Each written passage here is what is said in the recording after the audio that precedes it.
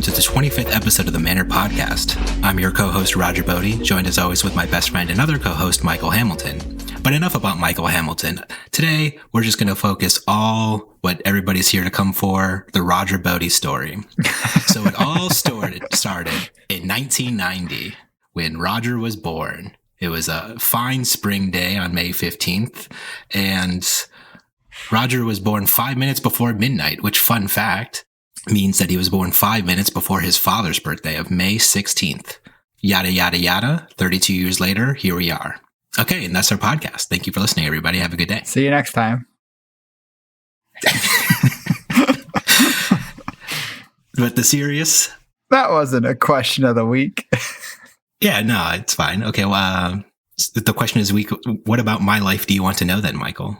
Do you have any burning questions about me, about Roger Bodee? Here's your chance. I'll open anything. I have to ask a question of the week, huh? Yeah, you get to ask me one question. One. So your question is, what do you want to ask me? Oh, no. I got nothing. Okay. So what's our episode on today? You, actually, Michael Hamilton. So why don't we go into your journey on becoming the world champion of Flesh and Blood? You are now officially the best player in the whole world at Flesh and Blood. Whoa. Officially? Does winning the championship make you officially the best? I think it's... That's what your trophy says, right? It just says... If somebody was better than you, they would have won the world championship, clearly. It just says world champion. Yeah, you're the champion of the world. Okay, that's pretty cool. So, I guess I don't really know what to say, but I have a lot of stories. Is that cool if I just tell stories? Yeah, I'm here to listen to your stories. Cool. Well, so I guess I said this in an interview, but about a month before Worlds, I stepped away from my job to focus on Flesh and Blood, and almost all my testing was with Wolfpack guys. I spent a lot of time in the mornings in our normal time, and then sometimes on Fridays and weekends I would have longer sessions with Zach or other teammates, and then after our morning sessions that usually were scheduled from 7:30 to 9ish, I would hang out and talk with Andrew and other Michael for sometimes several hours after the morning session was supposed to end, but it was very helpful, I guess. And then did a bunch of preparation, and then finally flew in on Wednesday. I don't know. Go on. And then on Wednesday, you became the world champion? No. So I flew in Wednesday. I got there Wednesday, late morning, almost noon. And I was planning to meet up with Zach and Ian, two Wolfpack guys, for breakfast. And when I landed, I looked up Ubers to the place they wanted to meet at breakfast, and it was like $70. And I'm like, that's too much money. I need to figure out a better way to get down there. And that's when I realized that I was in San Francisco and not San Jose. So I had to figure out a bus down there, and I ended up getting on a bus going the wrong way. So needless to say, I missed breakfast. Oh, no. But I ended up... It wasn't the breakfast of champions, though, yet. So No, it was just a breakfast. So is every breakfast you eat now the breakfast of champions? Is you're the champion and you're having breakfast, so it has to be the breakfast of champions by default then, right? I think it's just breakfast of champion, like singular, because I'm not multiple champions, so I have to be sharing the breakfast with another champion. You're still a singular champion? Yeah. So if I was sharing the breakfast with another champion, then it could be the breakfast of champions. Gotcha. Okay, I see how that works now.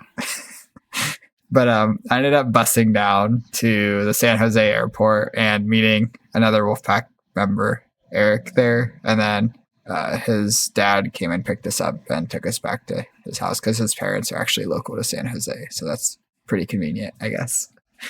So we hung out at his place for a while, did a bunch of talking, played a bunch more Flesh and Blood, played like a couple hours of Icelander versus Phi, and then did some dinner and talked through Zach's Briar deck and sideboard stuff, and then went back to the hotel and just slept. I was planning on seeing Michael Fang at the hotel. He's who I stayed with for the event, but his flight got delayed, canceled.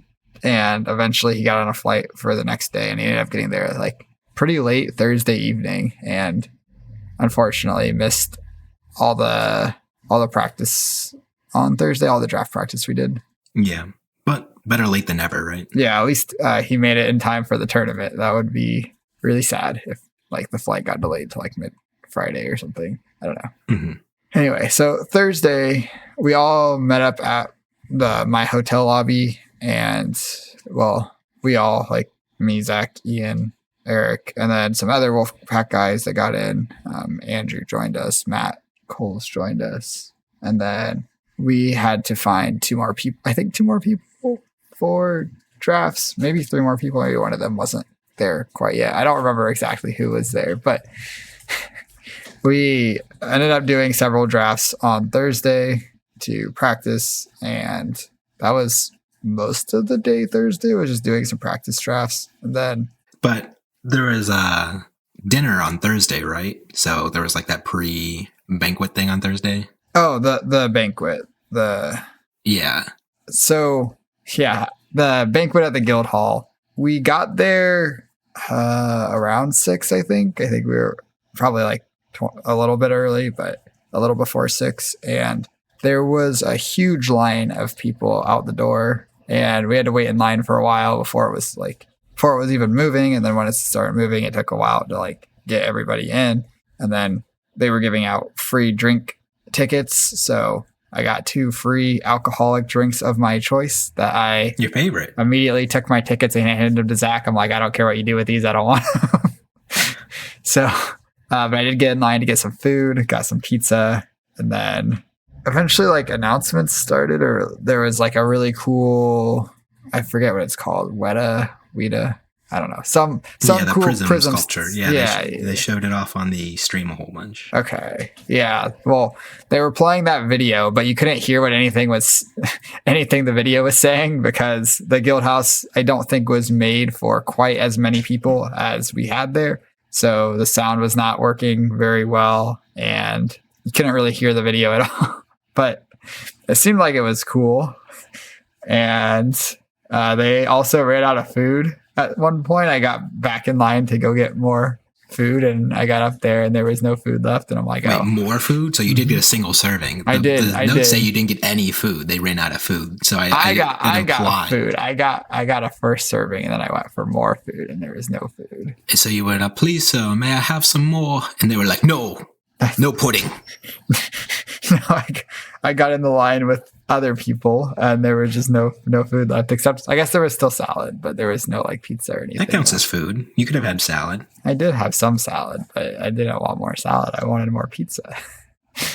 Anyway, so it was pretty loud and very, very crowded, and when there was no food left, I'm like, what are we even doing here? So eventually I was like, do you guys want to Did that venue have bathrooms? It did. That wasn't the tournament hall. That was a separate venue. Yeah, this was a separate venue. It was like a little gaming like cafe kind of thing, where it had like food and it had like themed drinks based on like gaming stuff. And it was a cool venue. It just like wasn't made for the amount of people that were there, if that makes sense.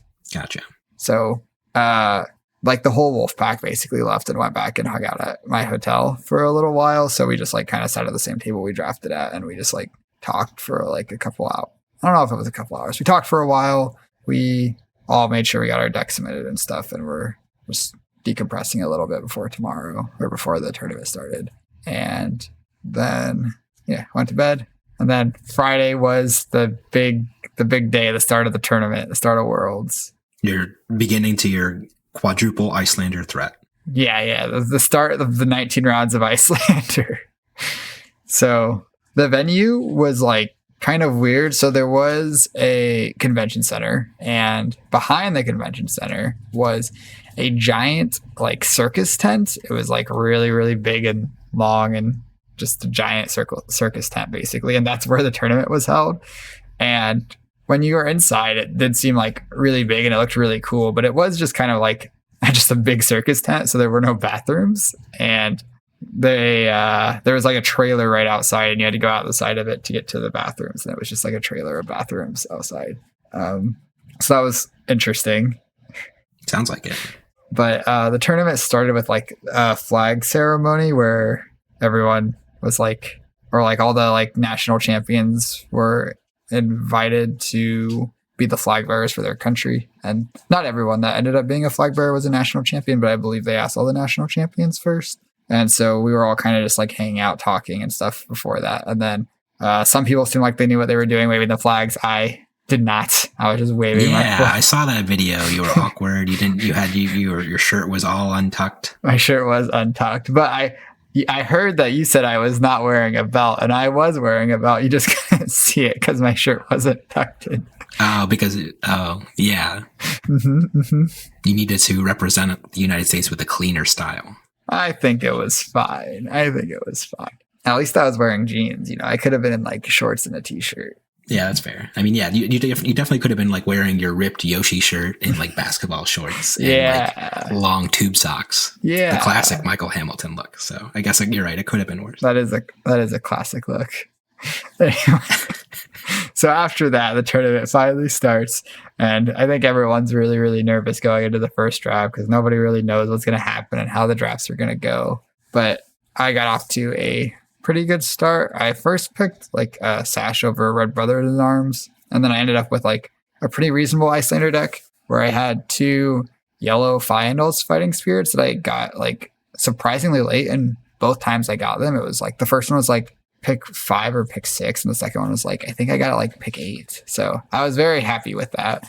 And then I did not have a Spellfire Cloak, but I didn't end up playing any mirrors. I played against 2 Fies and a Dromai, so I got to squeak out a 3-0 with my Icelander deck. Okay. It's off to a good start.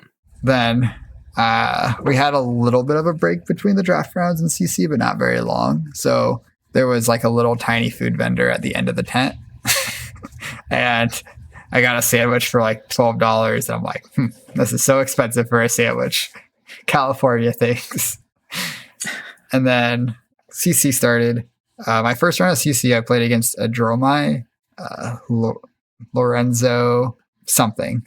Anyway. Okay. There was a really long judge call we had because he, very close to the end of the game, we were playing kind of fast, and he attacked with an Azvali and triggered his Burn Them All. And I was like, wait, before the Azvali triggers and the Burn Them All triggers, I'm going to kill it. And I pitched my Amulet of Ice and pointed my Aether Hell at it and triggered my nodes to kill the Azvali. And I'm eventually, he's like asking how the interaction works. And I'm like, I'm just going to have a judge explain it. So I call over a judge, and the first judge comes over and doesn't actually understand what I'm trying to do. We're killing it in the layer step. I don't know exactly the technical details of it, but there's a window where you declare that you would like to spend your action point to attack with the Azvali, and it puts the Azvali becoming an attacker becomes like a layer or something. Mm-hmm. And if Azvali leaves the battlefield before that happens, then you lose your action point and you don't get to put the Azvali ping or the Burn Them All ping on the stack. And it's similar to the interaction with Silent Stilettos in Limited, where you can kill it before it becomes an attacking dragon and they can't use Silent Stilettos to get their action point back. That's interesting. Anyway, so the first judge that I'm talking to doesn't understand what I'm trying to do. We go back and forth for a few minutes, and then I think they get kind of frustrated and just call over a second judge. And the second judge comes over and starts telling me that there is a window. There is no window after the Azvali is played that I have priority before my opponent can attack with it. And I'm like, I know that's not what I'm intending to do. I want him to declare it as an attacker, and then before it's an attacking attacker, you want to kill it before the attacking attacker is considered an attacker for attacking purposes. Exactly. So I go back and forth with that judge for a few minutes, and I was getting a little bit frustrated, and I feel kind of bad that I was getting kind of frustrated with the judges, but like, I guess like, I don't want to say, but I just feel like it wasn't a great situation. And eventually a third judge comes over and talks to the 2 judges away from the table and kind of explains to them what I'm trying to do and how it works. And then they're like, okay. And then the third judge gives us a thumbs up and is like, yep, you're good to kill it. So then my opponent has questions because no one actually explained how the interaction worked to him very well. So the third judge ends up explaining it to my opponent how it's working. And so I killed, eventually the Azvali dies. He doesn't have his action point. He passes the turn to me. I go to my turn. I look at the 2 cards in my hand, and I have a Cold Snap and I think it's like a Chain of Lake Frigid or something like useless. And I'm going to Arsenal the Cold Snap. My plan was to Arsenal the Cold Snap, and I know I'm going to draw into Ice Eternal the following turn and Ice Eternal. And I couldn't remember exactly my pitch deck. It was either going to be either the next 5 cards were blues, counting the Ice Eternal, or it was all blues except the Pauper. So regardless, I messed up because I didn't, the turn before I pitched the Amulet of Ice, and I could have just played the Amulet of Ice at that point on that when I had the 2 cards. So instead I just I feel like we're a little bit snap. in the weeds here, Michael. Let's pull it back. Okay. Let's pull it back a little bit. Sure. So I think the high level, the moral of the story is that Michael Hamilton is not only the best Flesh and Blood player in the world, he's also the best judge. So we can talk about future rounds now. Okay. Well, I end up messing up that game. I guess he's better than two-thirds of the judges. 2 out of every 3 judges aren't as good as judging as Michael Hamilton. I don't know. I'm not a judge, but I am very familiar with the Dromai rulings because it's very important when you're playing Icelander against Dromai. Anyway, so I mess up that game anyway and lose. It's just Illusionist things. Illusionist has the best keywords and most intuitive rules interactions, and the only things could have been better is if the dragons had Spectra. Mm-hmm. And then, so I end up losing that game because of a misplay with the Amulet of Ice. And then I win out the rest of the constructed rounds. I play against an Oldheim, and then I think it was a 5, but honestly, I don't remember if it was a Fire or a Briar. And then I played against a Dash and a Kano. Nice. Kano was kind of weirdly represented, right? Yeah, it was. I don't know how many Kanos there were. I know Hayden was playing Kano. That's who I played in the last round, was Hayden Dale. I don't know if there were many other Kanos or not. But did you feel like it was like an interesting or difficult matchup against Kano? I always assumed Icelander would be reasonably favored just because you can always just end your turn with a blue in hand, then you just arsenal it if you're not getting Wildfire comboed at the end of your turn. The matchup was actually like closer than I expected it to be, but I don't I would still guess it's reasonably Icelander favored, and I probably made some mistakes due to inexperience playing against Kano. Like maybe I was not extending where I had room to, or not like knowing how much room I had. So I was playing too cautious at points, but, the game did end up being pretty close. And I think like I would be able to give a more concrete answer if I'd played more against Kano or with Kano as Kano against Icelander. But I would think the matchup is Icelander favored because I've been trying to play some Kano on like Talishar with like the new Dynasty cards, and it is not going well. So Kano's pretty hard to play. He's very hard to play. Yeah, definitely one of the harder characters in the game to play. Outside of Icelander. Icelander requires the most skill and thought, right? Definitely. So then you had 3 more stupid rounds of draft, and then let's talk about Blitz. Blitz was really interesting to me. Oh no, so going into Blitz, I am X2, and I'm just like filled with dread at this point because I'm like, it's Blitz. I don't feel great about Blitz. I spent a ton of time practicing for Blitz, but I'm like, it's still Blitz. You don't get to do sideboarding and stuff, and you just like have your deck and you have your plans. And like, if you have a bad matchup, then there's not a lot you can do about it other than bringing a different deck, basically. So in Blitz, I end up playing against 2 Icelander mirrors and 3 prisms, which that's what I want to talk about. Okay. Nobody had Prism on their radar, or at least on our team, right? Like we didn't think Prism was a thing at all, right? Michael Fang spent a little bit of time working on Prism, but eventually just switched to Oldheim with most of the rest of the team. I think like the Prism call makes sense because they expected a field of Oldheim and Icelander, and those were the 2 most played decks in Blitz, Oldheim and Icelander, and it wasn't like close at all. It was like they were the 2 most played by far. So like if your Prism deck has a good matchup into both of those decks, Prism seems like a great choice. Yeah, so like that's what was really interesting to me. And if Prism is good in Blitz, then I think I'm interested in Blitz now because I miss me playing some Prism, that's for sure. Okay, I see.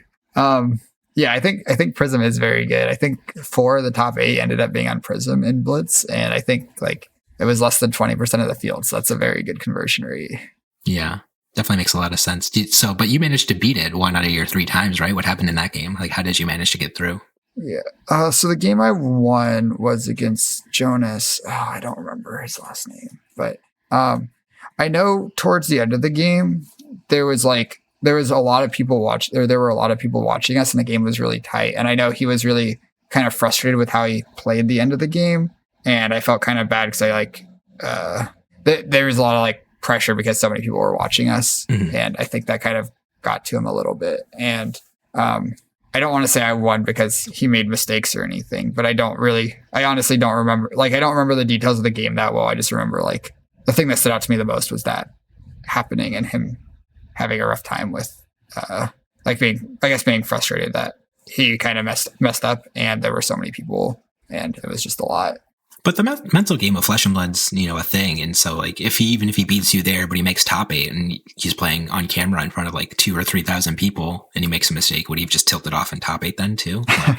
I really don't know. I do agree with what you said that, like, I think like having big groups of people watching is something that you'll have to just kind of get used to if you're going to play, well, Flesh and Blood or anything really at like a top competitive level, because like that's just part of competition. Is like the reason that like they can have these kind of prizes for competitions and stuff is because it's like such a, like, things that people like to watch, right? Like it's like a spectator thing almost. So like that's just kind of has to be part of it to be watched by people if you're going to play at the top level. Yeah, absolutely. And I don't know what would happen. And I think that like, or if he made top 8 or whatever, if he would have been able to handle it more, because like at least in the top 8, it's like more walled off where like you're like playing and there's some cameras on you, but like it's all like everyone's like blocked like 4 feet away from you or something where they're trying to like watch past the rope, but it's less kind of in your face, I guess. And I guess it's surprising to me too, to begin with, because I know Star City Games, or at least at the old Pro Tours, they had like, they just, and even at Nationals or the Pro Tour, at least, I don't know. The point being is that usually at larger events, judges are pretty good about keeping large spectators away from people watching matches on like the pro level tournaments. They usually have them like sometimes marked off with tape, and they say you have to keep these aisles clear and no standing behind people. And so, but that wasn't a thing. They did do that. Oh gosh, I'm really trying to remember the details of what was happening, because I do remember there being ropes and tape and stuff. They just weren't enforced. The judges don't know how Asvali works, and they don't know how ropes work. I really don't remember very well. I feel like I don't want to say more about it because I don't want to say something that's incorrect. That's fair. Because I don't know where the people were. I don't remember that part very well. They were kind of like, in my mind, they were very toned out of my head. I feel like I do a very good job at focusing on games now. Because I'm picturing like paparazzi, bright bulbs flashing and people going like, I gotta see Michael Hamilton, please sign my baby Michael Hamilton, screaming in the background, and he's just trying to play his Prism deck and stuff like that. That's how I'm picturing it, at least. It definitely wasn't that extreme. Oh. But yeah, so I lost round 2 and round 4 to Prism, and that was round 3 of Blitz that I beat the Prism. And then after I lost round 4, I thought I was dead for top 8 because I thought you had to be X4 and lose the last round to make top 8. So I was like kind of like pretty bummed and like kind of walking around telling people that I was dead, but I was playing for top 16 or whatever. And then they post standings after round 15. And I go and look at the standings and I'm in 8th place. So I find out that I have a win in for top 8. And then my last round, I play against an Icelander mirror. And I'm like, I think this is the most nervous I am in the tournament because I'm like, suddenly I'm like, this is Blitz. It's still Blitz. I'm still really stressed about Blitz and still feel pretty not confident in Blitz in general. And feel like I have less control over it. So I'm just going to do my best and hope. But, but you win and you make it. Yeah, I win the mirror. And then we move on to the top 8 announcement. And I ended up getting in 8th place, which was...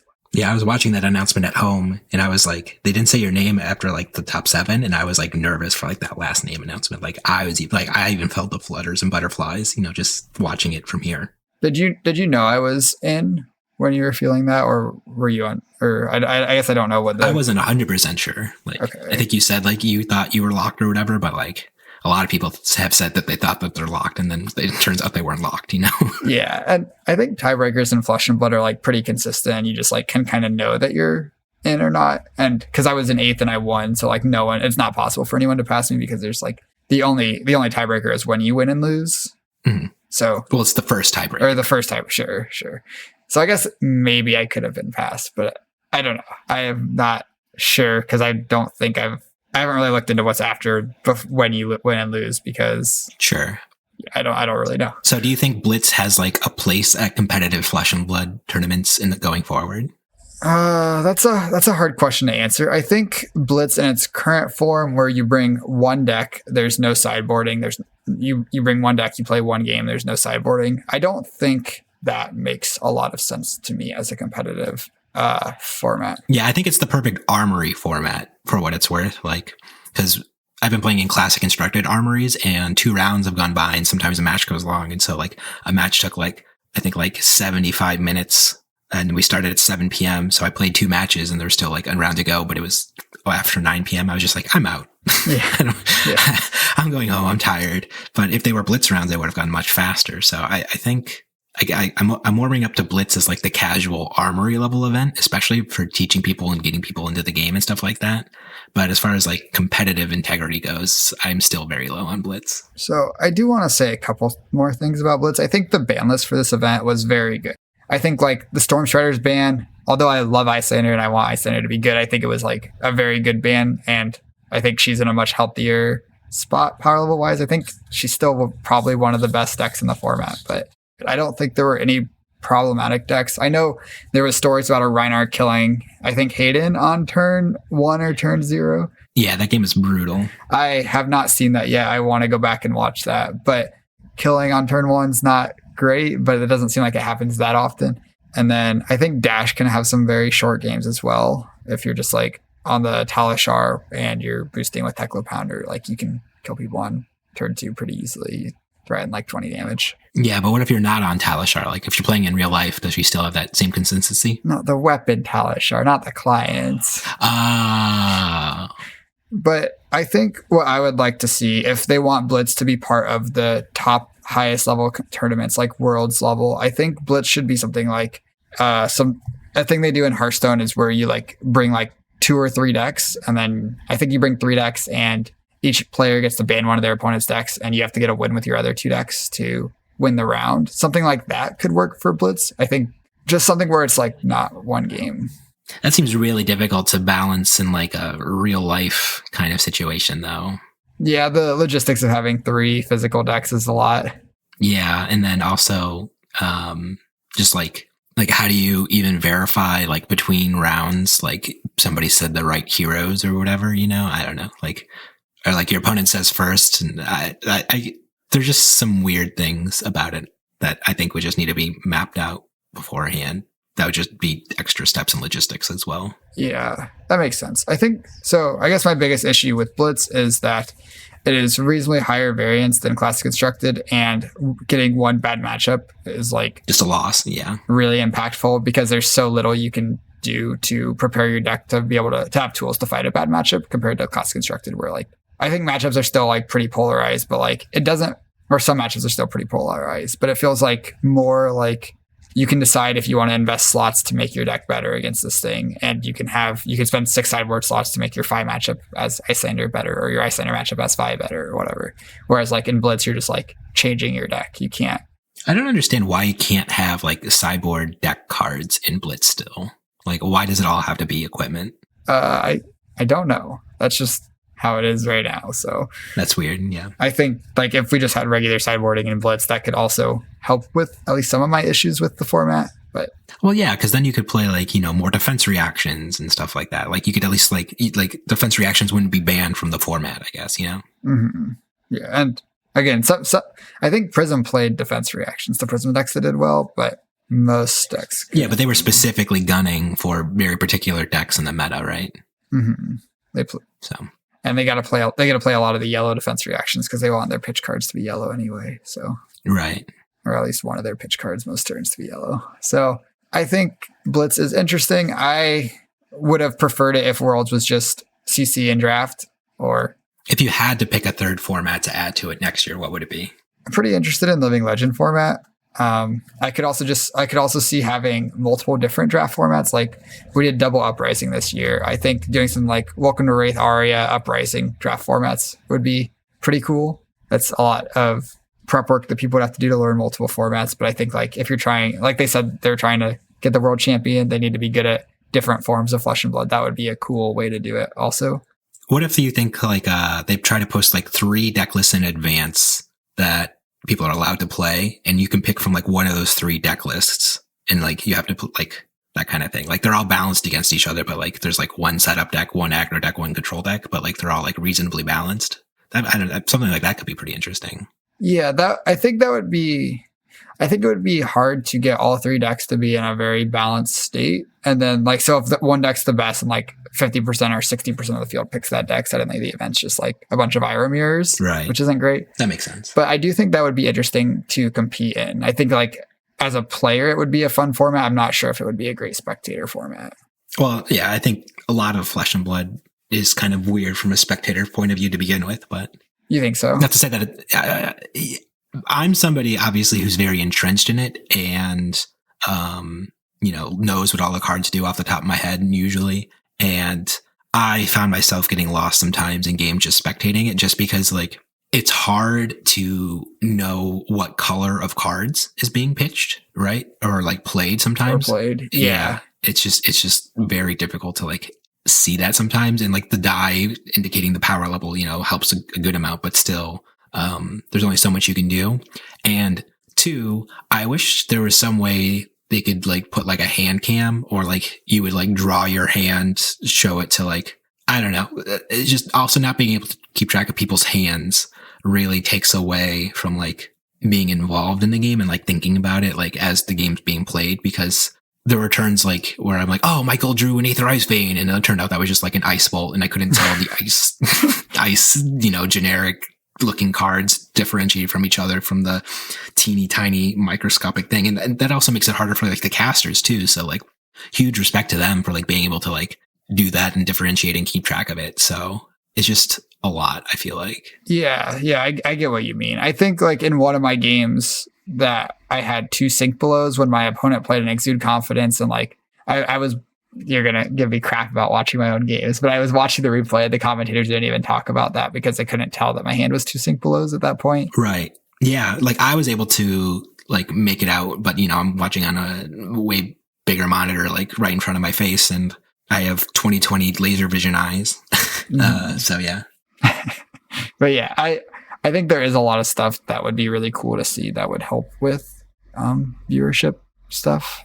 I guess like hand cams and a way to determine, or a way to more easily tell what color cards are. Because I was watching one of James Adams' games also, because he was also on Icelander, but he had like a lot of the red ice spells, and I kept being like, why did he make this play? And then the next turn he would play a red Aether Hail, and I'm like, oh, because the Aether Hail was red the whole time in his hand. Yeah. I'm like, that makes sense. I think like building like these big dual arenas that create 3D projections of your heroes, and you kind of get in these giant stadiums and get some star chips. Yeah, you get some star chips, and then they can make like portable versions of that technology, and then we can all run around a city, setting up and throwing around our holograms, and people around the city would watch our holographic Flesh and Blood battles as like they go about their day. That'd be pretty cool. Yeah. That would be. Sounds like a TV show. No, this is real life stuff, man. So, I guess moving on. So there was a top 8 announcement, and I squeaked in an 8th. Everyone was real happy for me. I was real happy, and had to stay around for a bunch of photos and stuff. And it took a little while before we got deck lists, but we got eventually. And then when we had our opponent's deck list, we went to dinner. It was a smaller group of the Wolfpack guys, but it was me, Andrew, Michael, Matt, and not a Wolfpack member, but a friend that was rooming with Matt. I think his name's Josh. I think. Oh gosh, I shouldn't say that if I'm not confident. I think that was his name. I'm so sorry if that's not your name. But we went to dinner. We talked a little bit, and then we went back to the hotel. And Michael played a couple Icelander mirrors with me. We ended up playing in the lobby and drew a little bit of a crowd. And I'm like, maybe we should have just played up in our hotel room, but there wasn't a great spot for the 2 of us to play and also have a couple Wolfpack guys, and our friend Nathan was there too, to talk about things. So that's why we ended up in the lobby. But so there's an interesting thing that used to happen back in like Magic, right? Where people would test like sideboard strategies and stuff like that, for like their team. Normally when somebody's in top 8, do you think, but we didn't do that a lot, and you didn't really seem interested in that? Do you think there's just not as much merit to that in this game? Well, I think part of it is your sideboard strategies for most meta decks are very set going into the weekend, and no one's deck is so far out of left field that I'd be like, hey guys, I really have no idea what to do. I need to sleep. Can you please figure out how I should be sideboarding for this? For the most part, I'm like, maybe I want to change 2 or 3 cards from how I was sideboarding before, or maybe I just want to test my sideboard configuration against their specific version and make sure it's correct. But it's never like I'm coming from that far away in terms of what I actually want to be doing, if that makes sense. Yeah, that makes a lot of sense. Like if for nationals, if like it was like if my first round was against, or someone that was playing against me when I had the super weird bunch of attack actions Icelander, that would be the kind of thing where it'd be like, hey guys, I have an hour or so before I should get to bed. Can you guys kind of figure out what I should be doing in this matchup? And I'm going to sleep, something like that. But none of my matchups were like very far out of the norm of what you would expect for decks, I guess. Gotcha. And then you play top 8 and then you won. Yeah. Good job. Yeah. Do you want me to go through this, or do you want to skip it all? Were there any matches that I guess, I'm assuming that most people watched the top 8 matches because they're just, I don't know. Yeah, I have a couple things I want to say about. Obviously, the sink below thing is going to be like, oh my God, he's never going to attack again. Oh my God. Yeah, the sink below thing against Viet was like, it was pretty cool. Again, it was like not something that I'd ever seen happen before, where they have a face up sink below in Arsenal and you can just never attack them. But that's a cool part of Flesh and Blood, is like a lot of the games feel different, and like you can kind of have pretty interesting situations come up. But I also wanted to talk about Viet a little bit because his rental car got broken into before the event, and he lost like everything, like all of his cards. He had 2 CC decks, a Prism Blitz deck, and a binder with a bunch of other stuff in it that was all stolen from his rental car. And I just wanted to bring it up on here because we have a platform, so like it helps maybe if it's someone sees this and sees like someone selling a Prism Blitz deck and an Icelander and 5 CC decks, they'll be like, oh, alarm bells will go off. And so I just wanted to mention that on here. I might just link a list of the stuff that he lost in the show notes, if that sounds okay to you. You mean the doobly-doo? Or not the show notes, yeah, the comments on YouTube. The description, but the Vlog Brothers infamously started calling it the doobly-doo 20 years ago, so that's its common moniker. Okay, that thing, yeah. Because that really sucks. And I'm like, I want to include this list in the description of the stuff that he's missing in case it helps return his stuff to him when potentially someone shows up trying to sell that to someone in the world, because it's just getting your stuff stolen sucks. Yeah, it's just a really bad situation, and it's sad. I don't know. Yeah. Okay. Real quick, I'm gonna move on if that's okay. Yeah. Or I guess not real quick, but after the quarters, my next round is either against a Briar or an Oldheim. We know that Briar ended up winning, but I basically asked if I could get Briar reps against someone from the team, and Zach dropped from a side event and came all the way across the convention center, dropped from his event and came over and played the Briar list into me and gave me a few good practice games, and we kind of plugged through them. And then he bought you dinner at the end of the night? Jeez, man. And then he bought me dinner. So, again, I freaking love the Wolfpack. Everyone's been so good to me, and I hope that, I don't know, I just really like the team. So we're probably going to stick with this team going forward, do you think? We're not leaving. We're not going to start Team Hamilton. As long as they don't kick us off, I would love to stay with them. Oh, there's no way they'd ever kick you off. But me, I'm a loose cannon that makes inappropriate jokes. So anything could happen. Okay. I think they like you a lot too. So I think we're in a good spot. I'll take your word for it. Yeah. So then I have the semifinals match against PT. And I think Briar is probably my best matchup of all the decks that made top 8. So getting to play against Briar in the semifinals and the finals was very, very fortunate.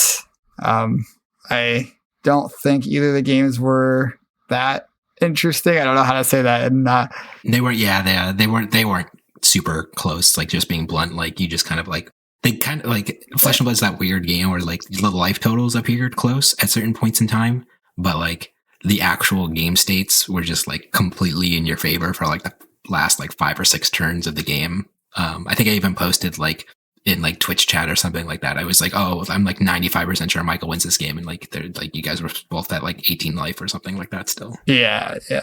And I think my draws lined up pretty well for the most part. I didn't draw any too awkward hands. The one time I had a hand where I had Aether Ice Vein and Fyendal's Fighting Spear against, I think it was in the finals match. I ended up being able to sink below the Fyendal's Fighting Spear and hit a blue ice card. So I just like everything, or maybe it was a blue non-ice card, but I already had a blue ice card in my hand. I don't remember exactly what happened, but the hand ended up being like perfectly fine after that. And then nice.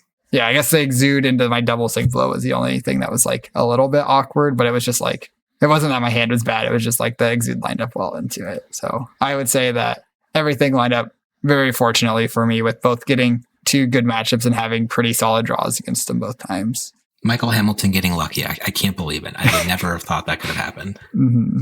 So there was also like a lot of like nationalism stuff going on where people were like talking about their countries, and there was like a whole thing, all the different countries that were there. That made me slightly uncomfortable, just being blunt, but like, yeah, I don't know. Yeah. Because it's just like, yeah, America has the world championship, but we don't have nationalized healthcare. Okay.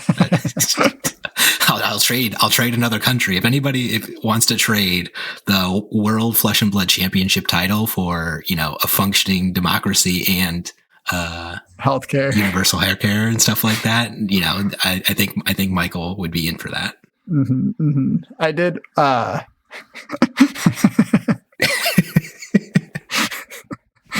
You know, I think I'm just going to leave it at that and not say whatever I was going to say about it. So we move on to the award ceremony. There's a bunch of pictures and stuff, and it takes forever to do all the pictures, but it was cool. But I don't know. There was some moments that I'm like, I'm kind of over this. I just want to go rest with the crew, the wolf pack. And we went out to a nice dinner that Zach bought my dinner, and he also bought me a dessert. And it was real nice. And we kind of went around in a circle talking about our favorite parts of the weekend. And it was just like a really sweet way to wrap up the evening, I guess. Nice. Well, I'm happy for you, buddy. I think I told you several times throughout the weekend I didn't need to wish you luck. And I asked you several times beforehand, like, what are you going to do with the money once you win it? Because I was fairly sure you were going to win the tournament, just because I know how good you are at the game. So you were a lot more confident than I was.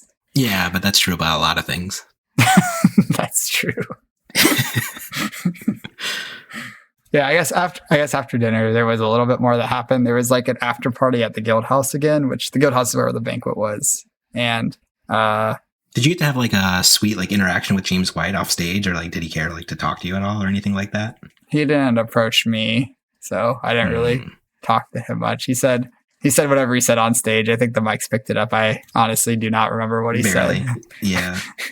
But I just didn't know like if he'd be like curious about like your thoughts on the game or anything like that, just from like a design perspective, or like obviously since like you just keep like crushing the events and stuff like that, like I didn't know like if he cared at all, like, but maybe he does and he just was super busy and preoccupied with other things. Who knows? Yeah, I'm sure he was very busy. And then I was also very busy, like not too busy for James White, you know, but I was getting... You're never too busy for James White. Getting James White calls you pick up. Yeah.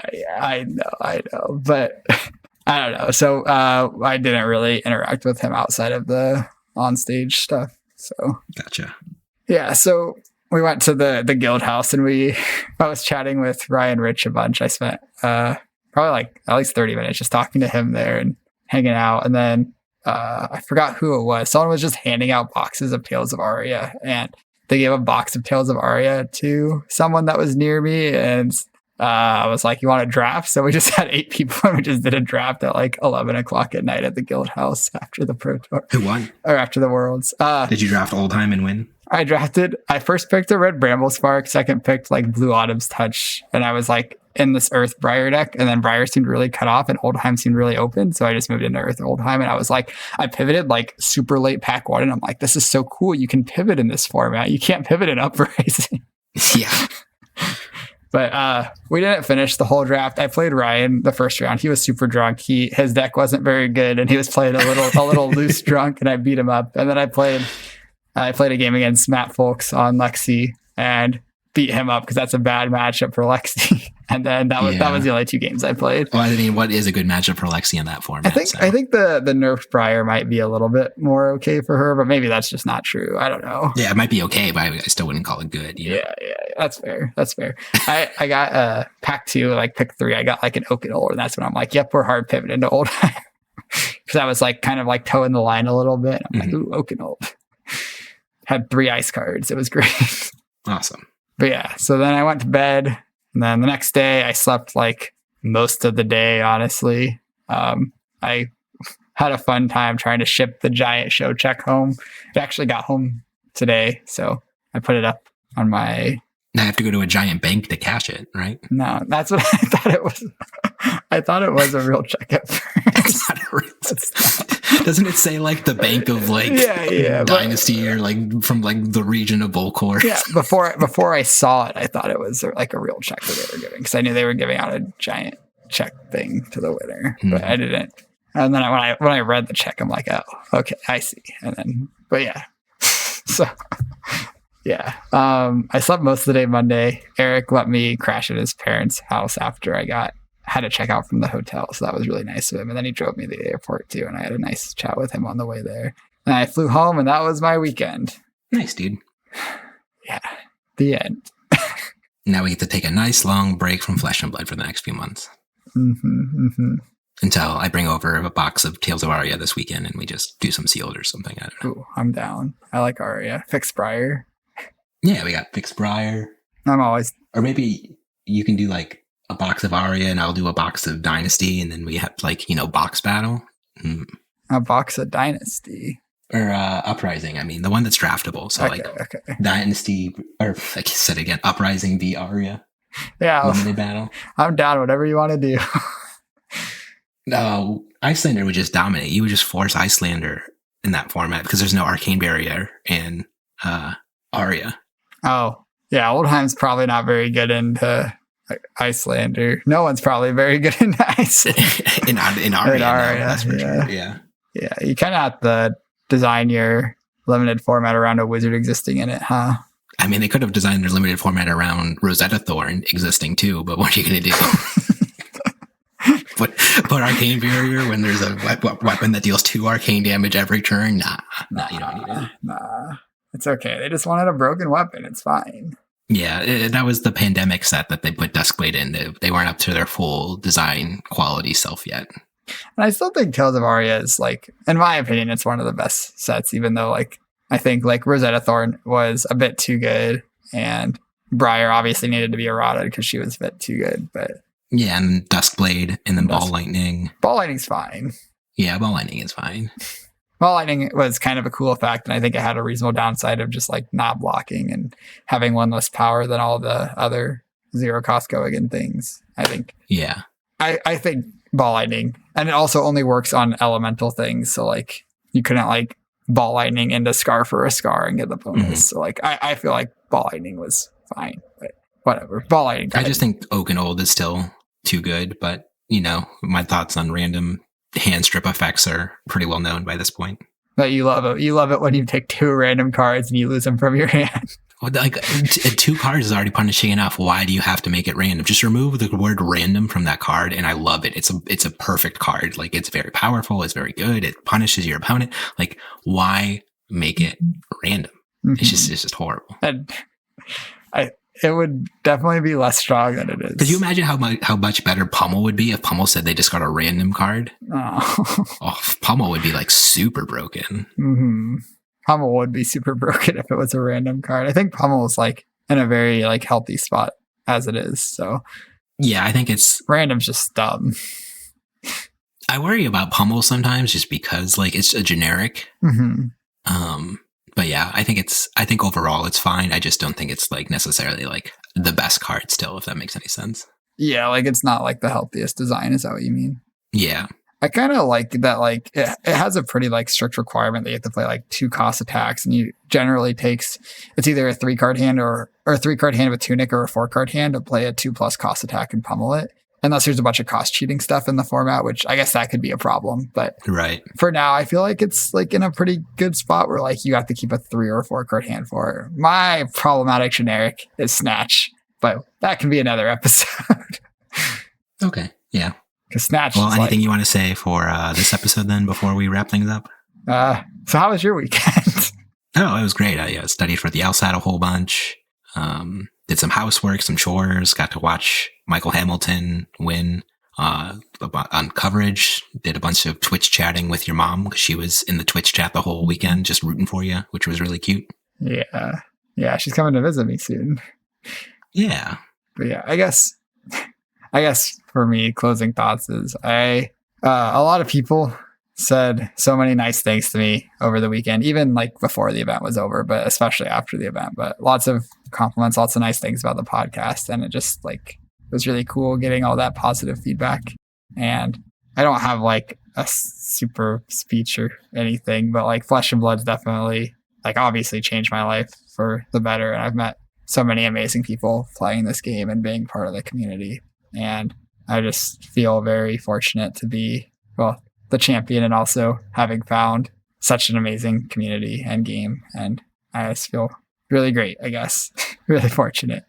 So you're welcome that I offered to buy you some boxes and learn how to play with you. So yeah, I also love that your tweet on the Manor podcast. Yeah, as soon as Twitter. you won, I had to scroll up over a year in our Discord. We sent a lot of messages to each other, but I spent a long time scrolling, and I found it, and I was like, hell yeah. Yeah, if you haven't checked out the Manor podcast Twitter, check us out. There's some good tweets on there. It's a real cute leak of our DMs from over a year ago when we were first starting Flesh and Blood. We'll see if I leak the true DMs where you say all the horrible things about everybody in the community, but I think I'll keep those under wrap for now. Those don't exist. yeah, that's right. They don't exist. You're right. My bad. I'm trying to think what the worst thing I've said about any part of the community was, and I'm like, I can't think of anything because you've never said anything bad. Yeah. Wink, wink. Why are you adding the wink, wink? I don't know. Wink. Do you tell me? Wink. Okay. Well, I'm ready to wrap things up if you are. Yeah, sounds good to me. So next time you're playing Flesh and Blood, everybody, remember, mind your manners. Thanks for listening.